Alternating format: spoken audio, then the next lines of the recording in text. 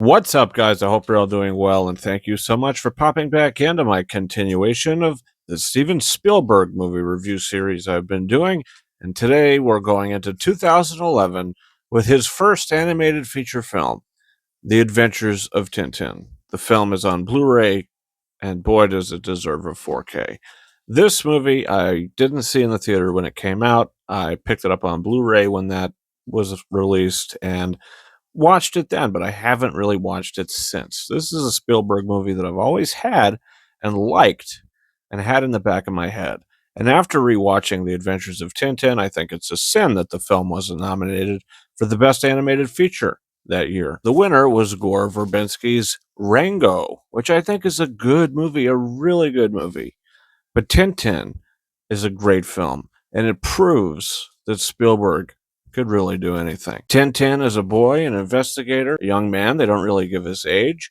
But when he finds this ship in the beginning of the film that he takes an interest and a liking to, this rare ship that stories have been told about, a Black Pearl type image, turns out Daniel Craig's character also has a great interest for the ship.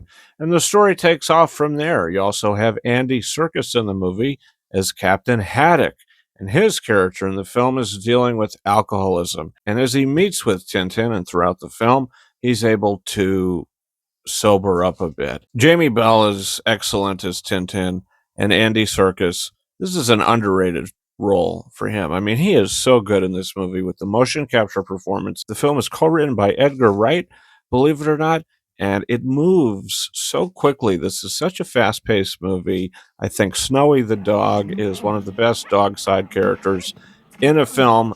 This whole entire movie is so underrated. It received an Academy Award nomination for Best Original Score by John Williams. And listening to the score in the film, yeah, I can see why he was nominated. His piece in the movie, particularly for the sword duel, and the track I believe is called The Adventure Continues. This piece of music is just stunning. But the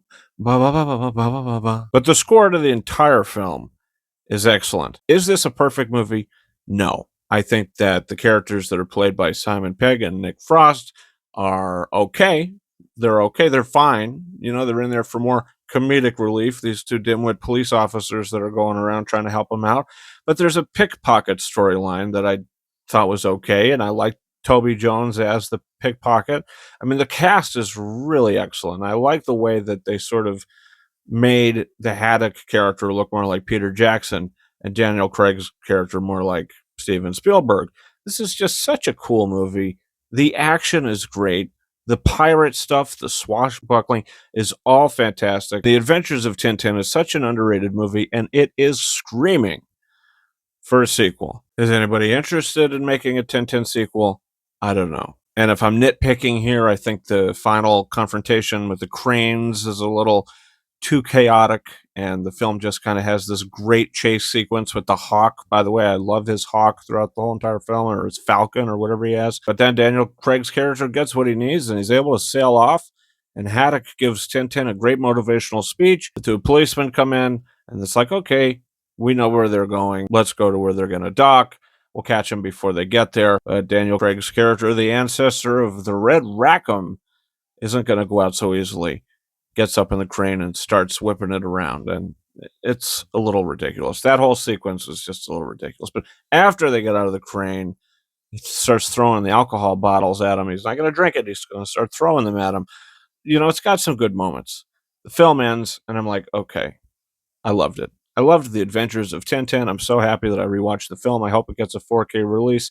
I think this is a great movie, and I'm going to give it 4.5 out of 5 stars. And as of now, if we're going up to 2011, this is in the top 10 Steven Spielberg films. What's your thoughts on The Adventures of Tintin? Comment down below. Also, don't forget to hit that subscribe button for a whole bunch of reviews coming in the future, including new releases like Sam Raimi's new movie, Send Help.